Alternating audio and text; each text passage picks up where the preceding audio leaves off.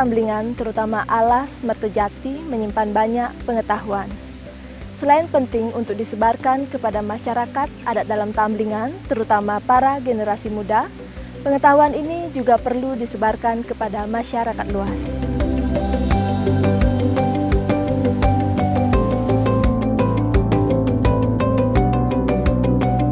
Alas Mertejati dan kawasan di sekitarnya merupakan sumber air dan pangan kami.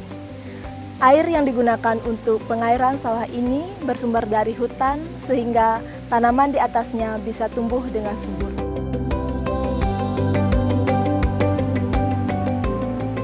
Bukan hanya padi, melainkan ada berbagai jenis aneka tanaman yang dapat dimanfaatkan sebagai sumber makanan seperti biah-biah, paku, dan semanggi. Sumber protein juga bisa didapat di sawah seperti belauk, belalang, jangkrik, dan pici-pici.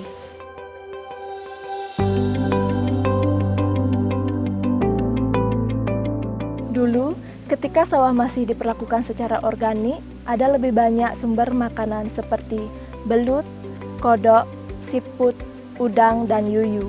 Hewan-hewan kecil tersebut biasanya dimasak dengan cara dipepes, digoreng, atau dibakar.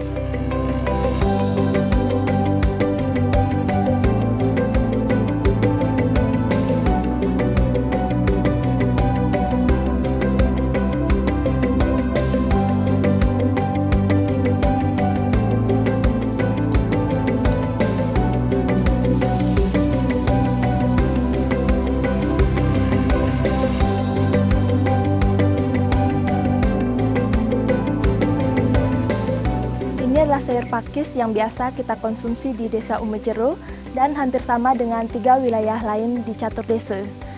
Sayur ini memiliki banyak manfaat, salah satunya untuk menjaga kesehatan mata, meningkatkan imun tubuh, dan baik untuk kesehatan otak. Menurut saya, paket belajar Desa Wana Edukasi adalah salah satu cara kami untuk melestarikan dan menjaga warisan kami dan menyebarkannya kepada orang-orang.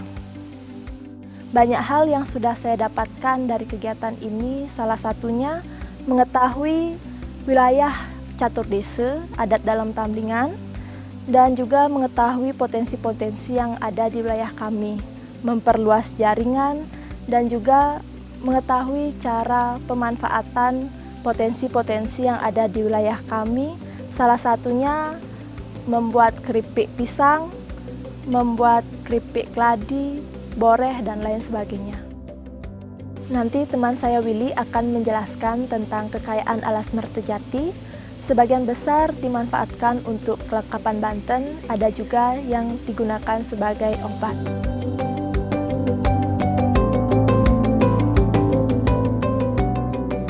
Ini merupakan pintu masuk yang sering digunakan oleh para tamu untuk trekking ke dalam hutan.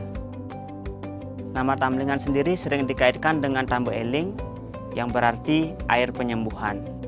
Sumber penyembuhan tidak hanya berasal dari air Danau Tamblingan, melainkan aneka jenis tanaman penyembuh yang tumbuh subur di Alas Mertejati.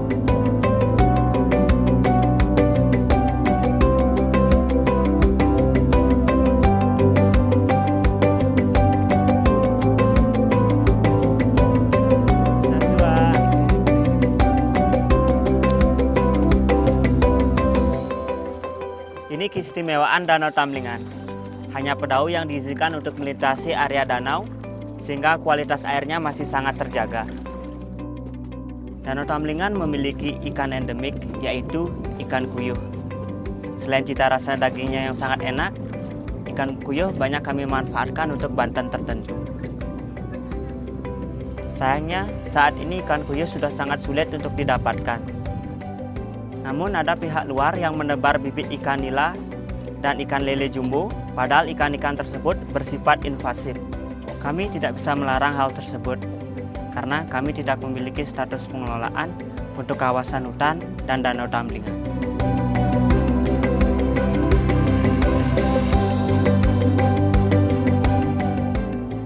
Tempat inilah yang saat ini kami gunakan untuk berkumpul dan belajar bersama teman-teman muda. Sebenarnya ada banyak hal yang dapat kami pelajari bersama, mulai dari mengenal lebih dalam alas Mertajati, memahami keanekaragaman hayati, flora dan fauna yang ada di dalamnya, serta belajar mengenai cara-cara konservasi yang telah diwariskan oleh tetua dahulu. Sudah seharusnya kita sebagai generasi yang lebih muda untuk ikut serta merawat dan menjaga kelestarian hutan yang kita miliki bersama. Karena kalau bukan anak muda yang bertugas sebagai ujung tombak estafet untuk melestarikan kelestarian alas Mertajati, siapa lagi? Ya, untuk menjaga kelestarian alas Mertajati, tentu ada banyak tantangan yang akan kita temui baik di masa depan ataupun yang sudah lewat. Mulai dari generasi muda yang apatis terhadap isu-isu lingkungan, atau bahkan mereka para turis yang beralaskan pencinta alam tapi secara tidak langsung telah mengotori keindahan dari Danau Tamlingan. Menyiapkan waktu untuk berkumpul bersama karena kita berasal dari kawasan yang cukup luas. Jadi masing-masing anak muda memiliki kesibukannya sendiri-sendiri. Jadi kita harus pintar-pintar untuk membagi waktu sehingga kita dapat berkumpul bersama dan belajar bersama muda-muda yang lainnya.